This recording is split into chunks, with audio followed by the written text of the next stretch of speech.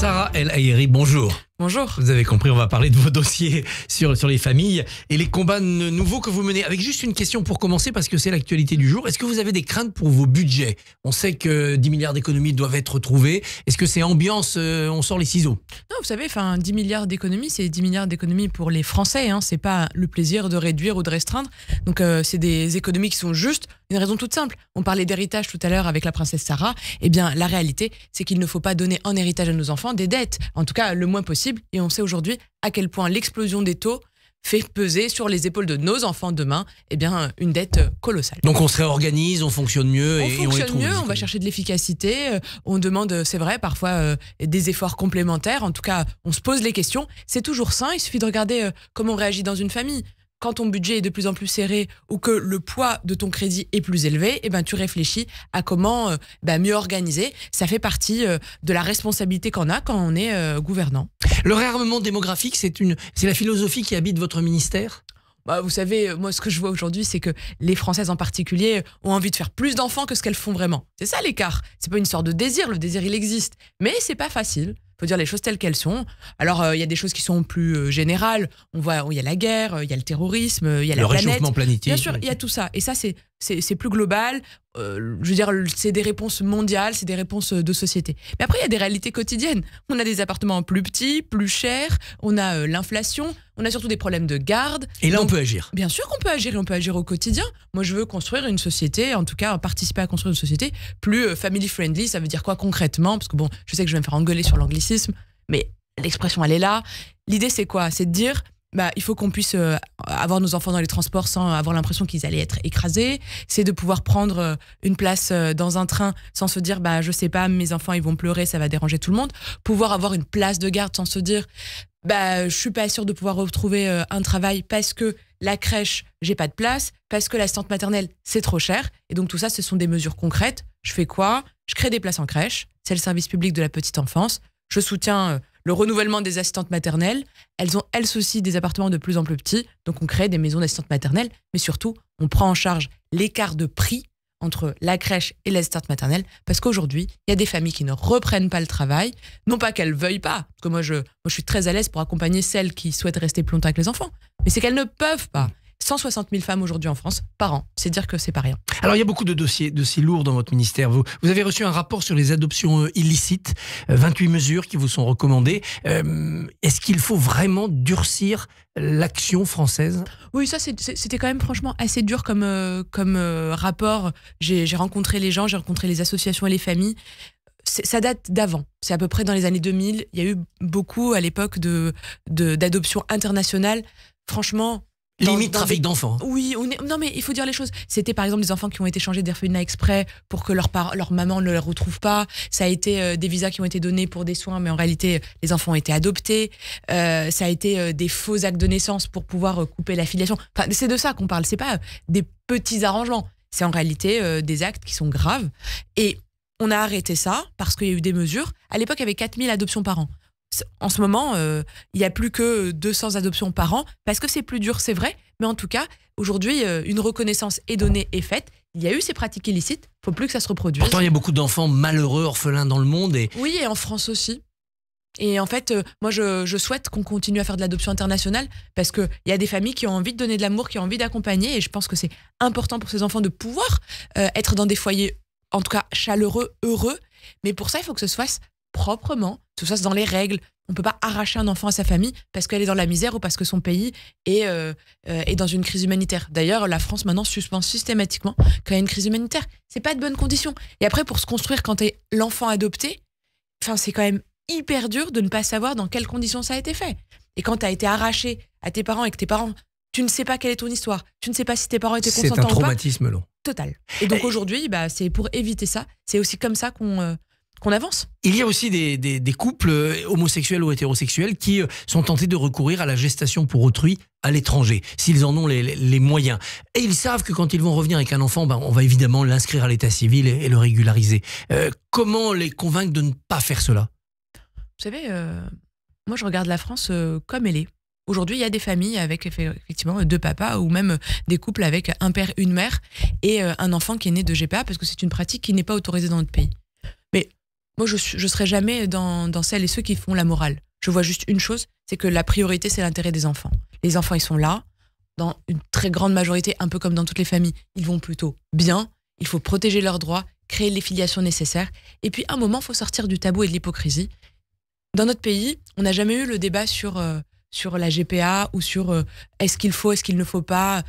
Ces enfants, ils sont là. Donc, un jour, il y aura un débat. Il faudra le trancher. Il faudra le poser. On peut le trancher par la GPA éthique, comme on Bien dit. sûr, On ne loue pas un ventre, mais on fait pas. ça. Moi, je suis totalement opposée à la question de la commercialisation du corps. C'est contraire absolument fondamentalement à nos valeurs. La seule question qui peut se poser sincèrement, c'est de dire, il y a des pays où ça se passe bien, parce que c'est effectivement pas rémunéré, éthique, contrôlé, il n'y a pas de commercialisation, et ça accompagne en réalité un besoin, c'est vrai. Il y a des pays où c'est dramatique, où on flirte avec la traite humaine, parce que c'est des femmes qui sont dans la misère, c'est ça la vérité aussi. Et moi, je ne veux pas de ça. Je ne veux pas de ça dans mon pays. Par contre, ces enfants, ils sont là, ils sont mignons, ils sont dans nos classes, ils sont aujourd'hui français. Ceux-là, il faut les accompagner et pas les stigmatiser. C'est un beau débat pour 2027, ça. Je pense que c'est de toute façon un pays qui se sent bien. C'est un pays qui n'a pas honte des silences, qui est pas mal à l'aise. C'est un pays qui débat, où il y a des accords et il y a des accords et parfois des désaccords, mais qui est capable de parler sans s'insulter ou sans s'invectiver et sans être dans le déni aussi. Et je pense que c'est précieux. Vous avez relancé également le plan pour lutter contre la prostitution des mineurs. On a du mal à connaître les effectifs. Certains disent que ça peut monter jusqu'à 10 000 mineurs par an qui se prostituent. Un plan en 2021 avait été lancé. Il y avait un budget, 14 millions d'euros. Où en est-on ? Aujourd'hui, on est surtout dans un grand tabou. On dit 10 000. Moi, je pense qu'il y en a un peu plus, parce qu'en fait, il n'y a pas de chiffre. Personne ne se déclare en train de se prostituer quand il est enfant. Il faut juste dire qu'un mineur qui se prostitue, c'est un enfant qui est en danger. Il n'y a pas de prostitution encadrée, accompagnée ou consciente d'un enfant. Un mineur est un enfant. Et donc déjà, quand on est témoin, ou même quand on soupçonne, il faut appeler le 119. Le 119, c'est simplement les enfants en danger.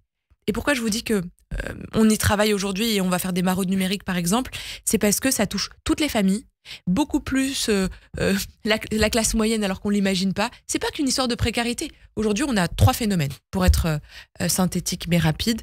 Il y a de la traite humaine, des jeunes femmes principalement qui viennent de l'étranger, qui viennent à cause de passeurs et qui les mettent au trottoir, mais qui les exploitent comme si comme si ce n'était pas des êtres humains. À 14-15 ans. Mais bien sûr, mais c'est atroce. Et ça, on lutte contre ces passeurs, mais c'est des trucs très organisés. On a un phénomène nouveau dû à Internet. OnlyFans, Mime, ce sont des sites Internet où tu peux vendre un petit bout de pied, puis une photo de nude, et puis finalement peut-être une vidéo. C'est le début d'une pornographie. Enfin, faut dire les choses. On est en train de vivre dans une société qui hyper sexualise les enfants et qui aujourd'hui permet une rémunération suite à ça. C'est de l'argent qui est plus facile. Attention, aujourd'hui les parents ne savent même pas c'est quoi ces sites Internet. Donc en fait, même s'ils ont le téléphone sous les yeux, ils sont même pas en alerte puisqu'ils ne sont pas conscients de ce danger. Et puis enfin, quelque chose d'assez dramatique et qui touche tout le monde, les loverboys. Alors ça, c'est un fléau qui est en train d'arriver dans notre pays.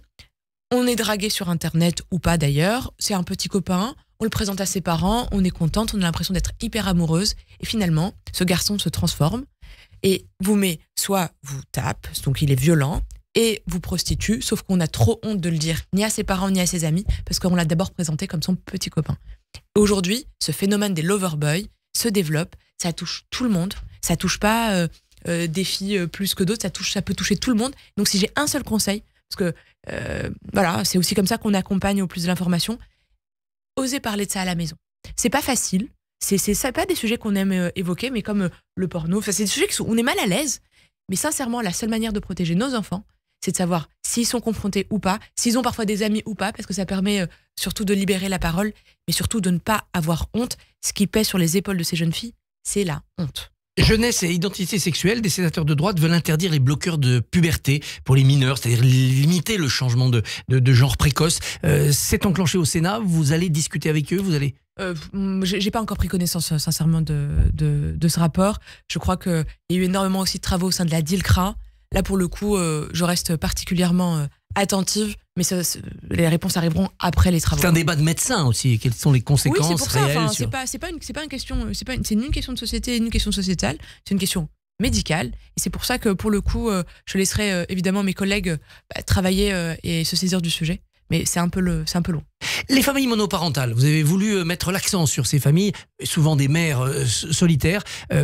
Ça va être bientôt la règle dans l'existence d'une vie. À un moment donné, on sera en famille monoparentale. C'est intéressant ce que vous venez de dire.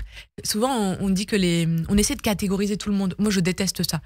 Tu es une famille monoparentale, tu es une famille classique ou traditionnelle, recomposée, une famille recomposée, tu es une famille homo.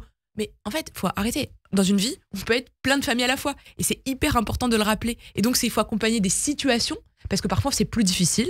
Quand on est une famille monoparentale, c'est-à-dire qu'on a un seul salaire avec des enfants, c'est plus dur de payer un loyer, de payer des transports, de ne pas avoir de répit, c'est la vérité. Mais on peut aussi être une famille nombreuse parce que recomposée, on peut être une famille divorcée et avoir 2 parents qui sont très présents et très engagés, hein. Et puis on peut se retrouver avec une famille où il y en a un des deux qui a déserté. Tout ça, c'est juste la vraie vie du quotidien. Et quand on est une famille monoparentale, puisque je travaille aussi je réunis un colloque la semaine prochaine, vendredi prochain, pour réunir les associations, on a des besoins spécifiques. Par exemple, typiquement, quand il y a une grève, qui va chercher les enfants, qui dépose parfois son congé, comment on fait? C'est plus dur. Et encore plus quand on n'a pas la famille à côté pour dépanner ou pour donner un coup de main. Alors il y a une famille un peu monoparentale, c'est le MoDem, avec un patriarche très présent. François Bayrou, vous êtes en congrès ce week-end. Est-ce que l'après Bayrou est en train de s'esquisser? Parce qu'il a l'âge qu'il a, il le sait.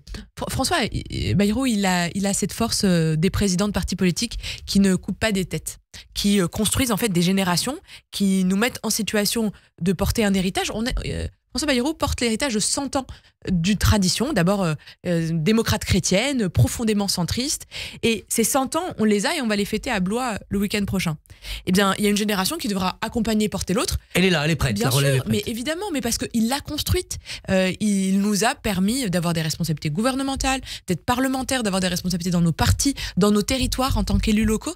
Et c'est pour ça que parfois on se dit, il y a des responsables politiques qui détestent avoir du coup une génération qui suit, et donc dès qu'il y en a un qui dépasse, hop, il est plus là. Eh ben non, c'est pas le cas de notre famille politique. D'ailleurs, on a même plusieurs générations.